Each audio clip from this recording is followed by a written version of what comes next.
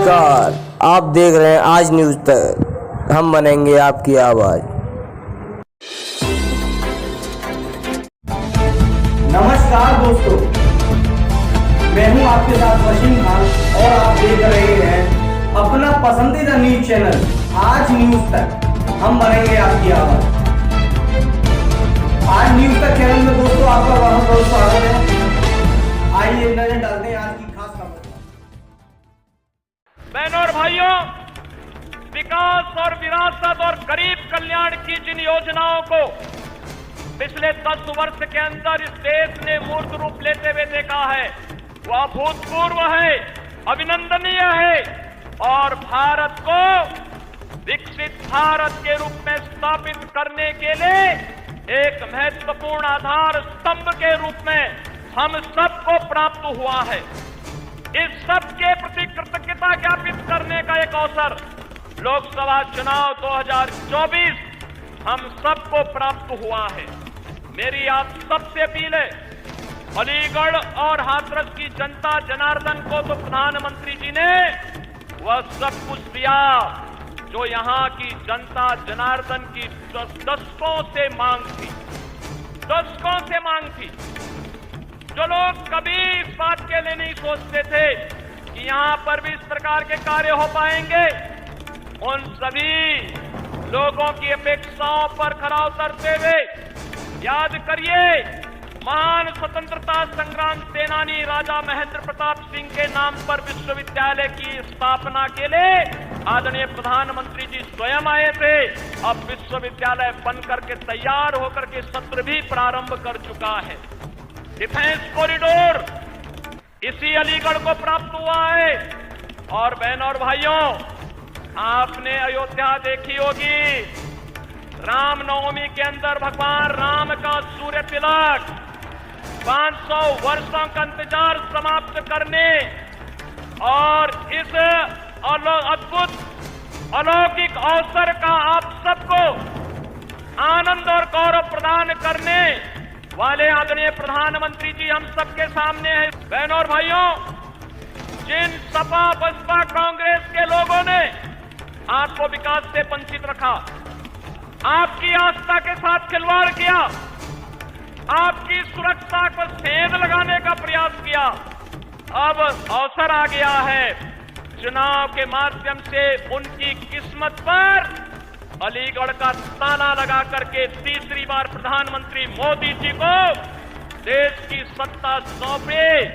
भारत दुनिया की एक बड़ी ताकत बनेगा और बड़ी ताकत बनाने के लिए, आत्मनिर्भर भारत बनाने के लिए, विकसित भारत बनाने के लिए आदरणीय प्रधानमंत्री जी के साथ देश भर का जो स्वर जुड़ रहा है, उस स्वर के साथ हम भी उस स्वर के साथ अपना स्वर मिलाएंगे। वह स्वर है फिर एक बार,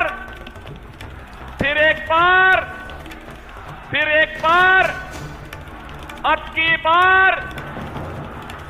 बार मैं पहले भी अलीगढ़ आया हूं और पिछली बार जब मैं अलीगढ़ आया था तब मैंने आप सबको अनुरोध किया था कि सपा और कांग्रेस के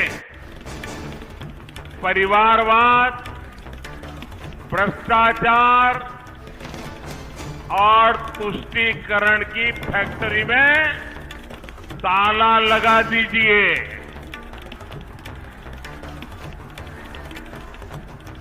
याद है ना? और आपने ऐसा मजबूत ताला लगाया, ऐसा मजबूत ताला लगाया कि दोनों शहजादों को आज तक इसकी चाबी नहीं मिल रही।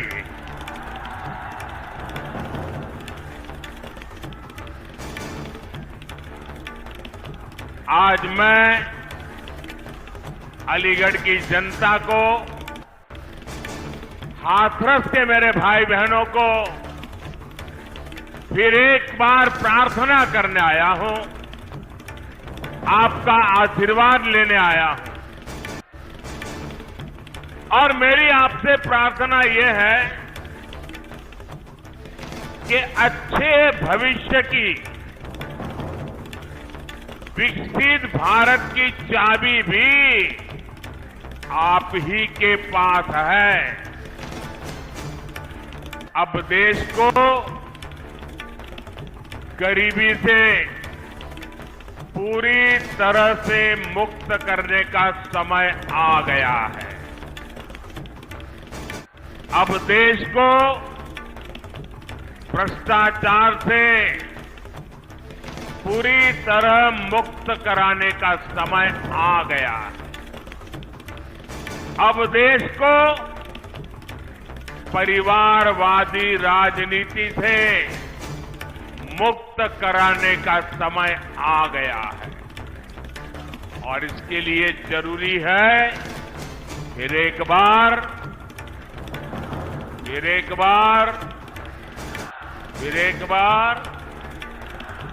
पहले आए दिन बॉर्डर पर बम गोले चलते थे, गोलियां चलती थी और आए दिन हमारे वीर सपूत शहीद होते थे, तिरंगे में लिपट करके उनका शरीर घर लौटता था।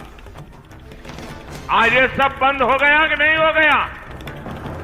सबकी बोलती बंद हो गई कि नहीं हो गई?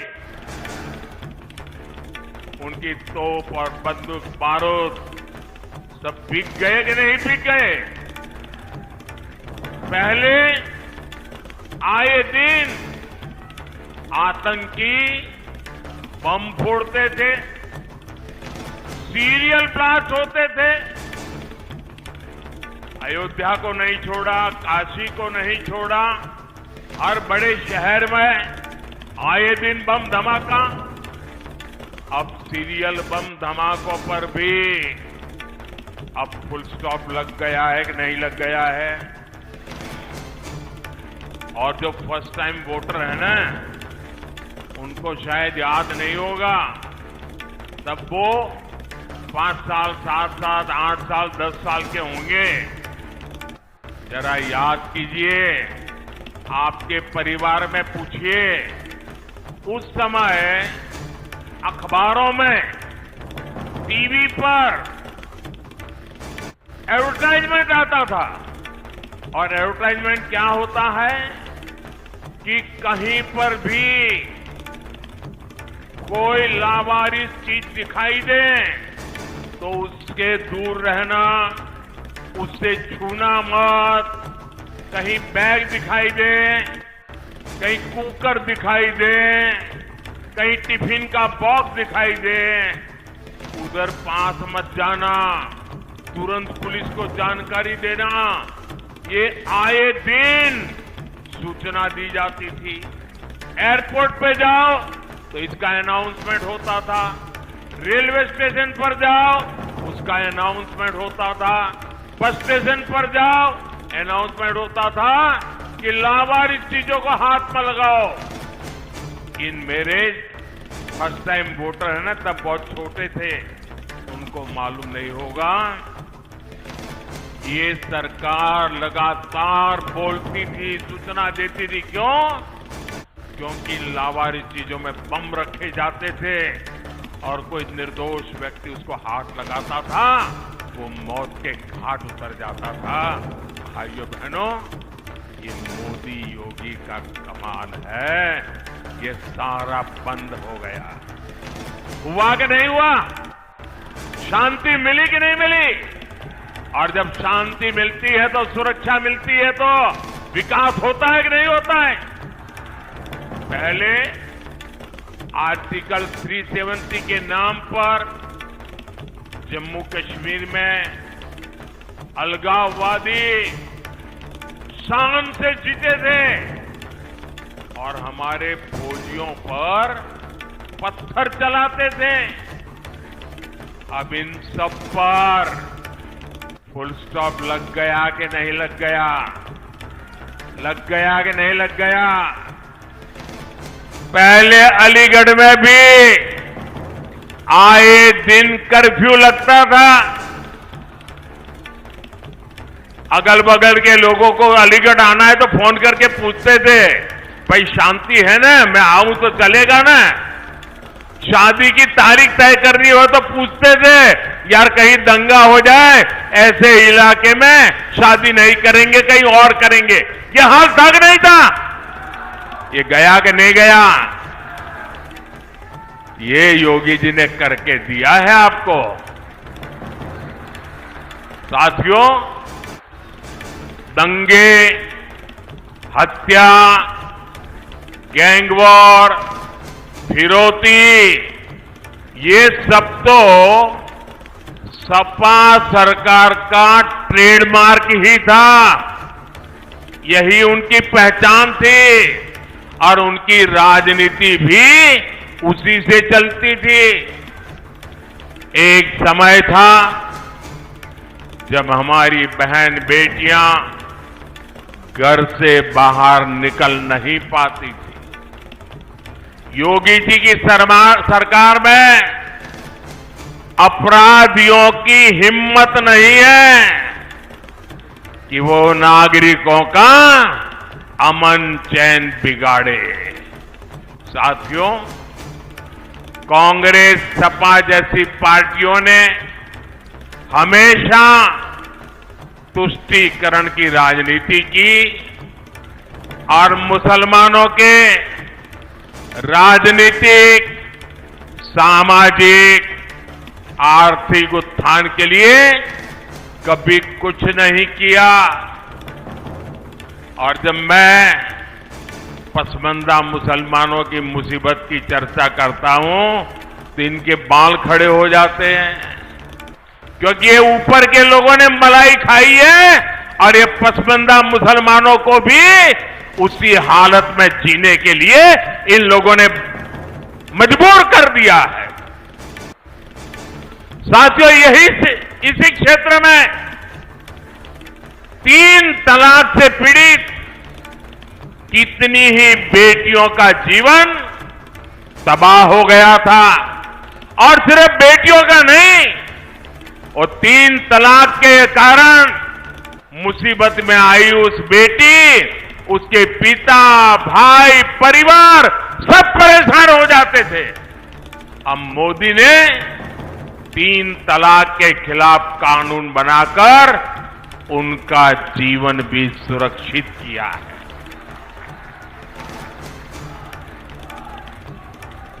पहले हज कोटा कम होने की वजह से कितनी मारामारी होती थी, उसमें भी रिश्वतखोरी चलती थी और ज्यादातर रसूखदार लोग ही हज जाने का मौका पाते थे। मैंने सऊदी अरब के क्राउन प्रिंस से आग्रह किया था कि हमारे भारत के मुसलमान भाई बहनों के लिए हज का कोटा बढ़ाएं।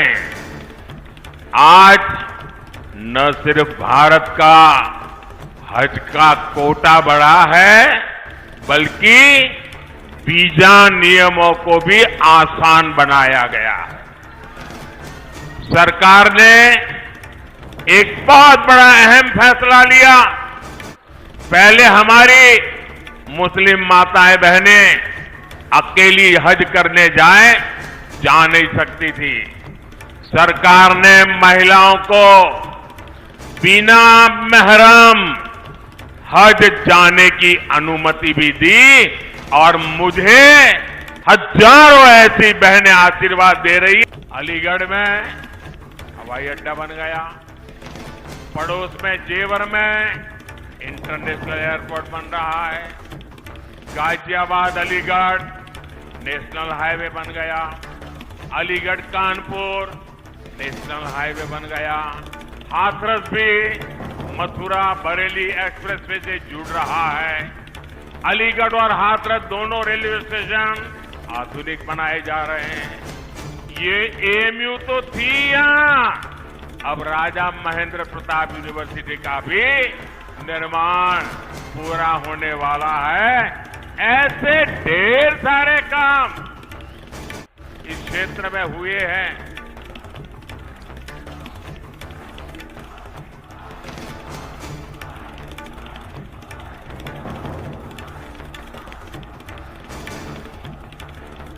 अब आप मुझे बताइए, इतने सारे काम हो जाए तो किसी को भी आराम करने का मन कर जाए कि न कर जाए, कर जाए कि न कर जाए।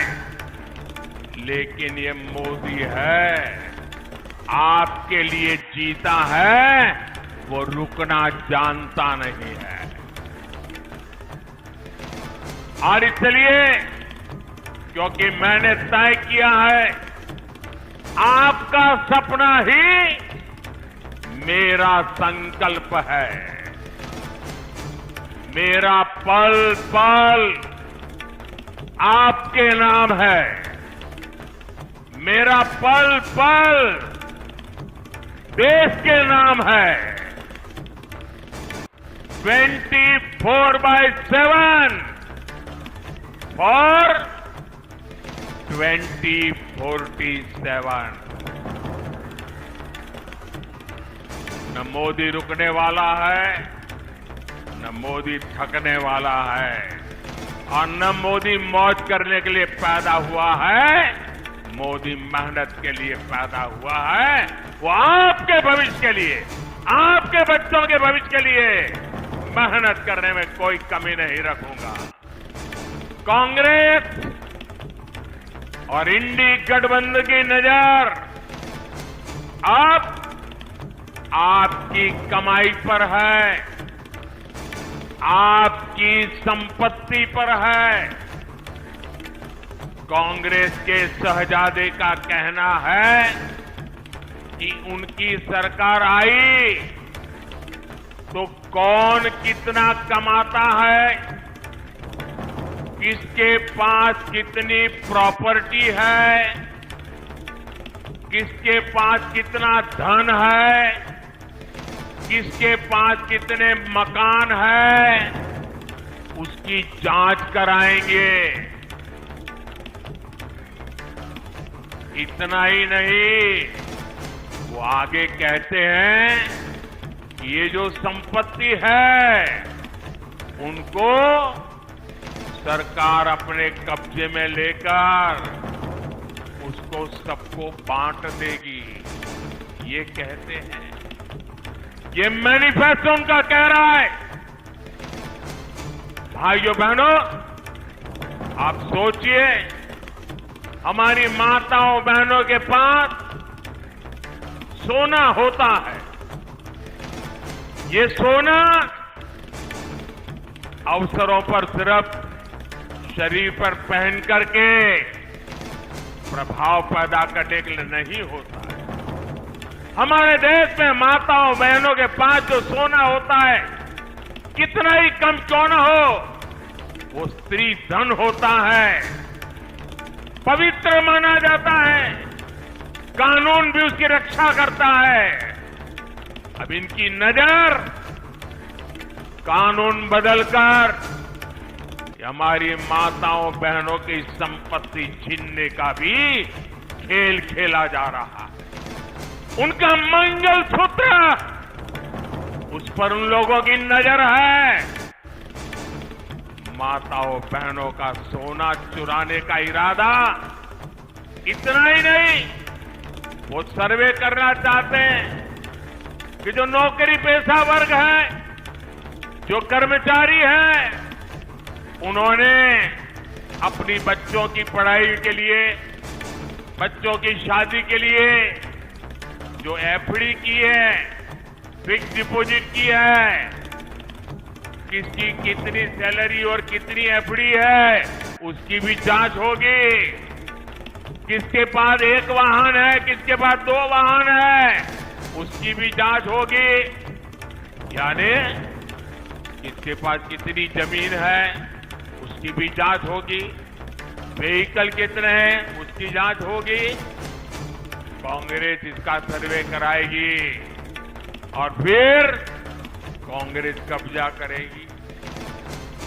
सरकार के नाम पर कब्जा करके आपकी संपत्ति को छीन करके बांटने की बात कर रही है।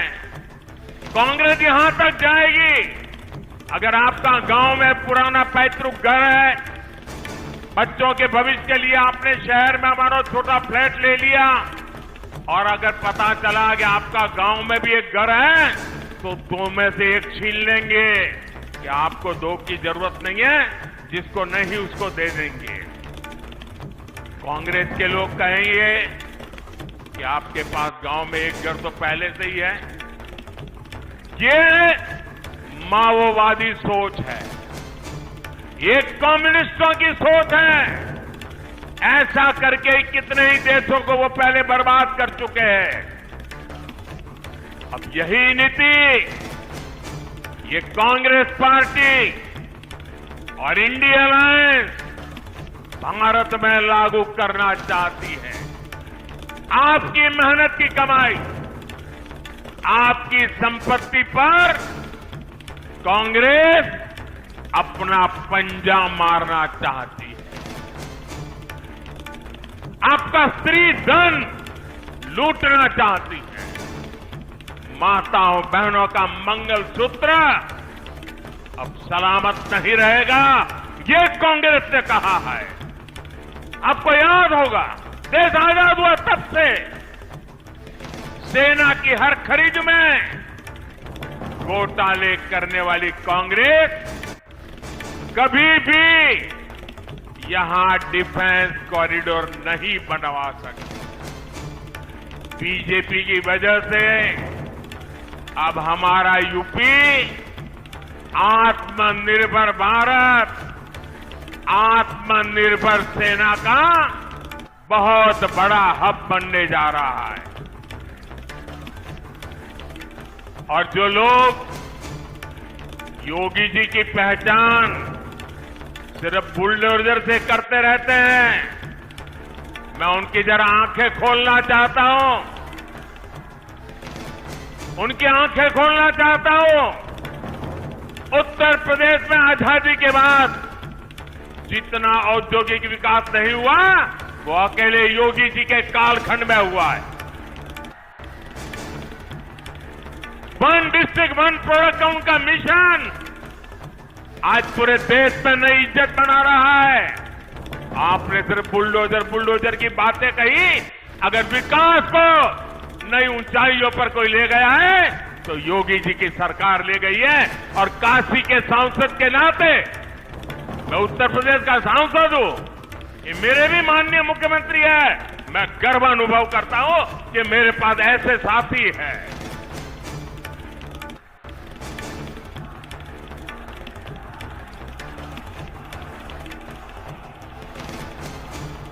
इस धरती ने कल्याण सिंह जी, बाबूजी जिनको हम कहते थे, और अशोक सिंघल जी ऐसे नर रत्नों को देश को दिया है। ये हम सभी के लिए कितने गर्व की बात है कि 500 साल बाद भव्य राम मंदिर हम देख रहे हैं।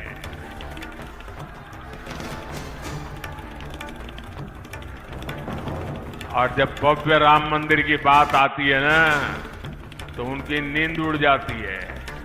उनको लगता है ये 70 साल तक हम रोक करके बैठे थे, ये मोदी क्या आ गया, इतने साल में ही कोर्ट से जजमेंट भी आ गया, मंदिर भी बनना शुरू हो गया, मंदिर बन भी गया, प्राण प्रतिष्ठा भी हो गई, रोज लाखों लोग आने भी लग गए।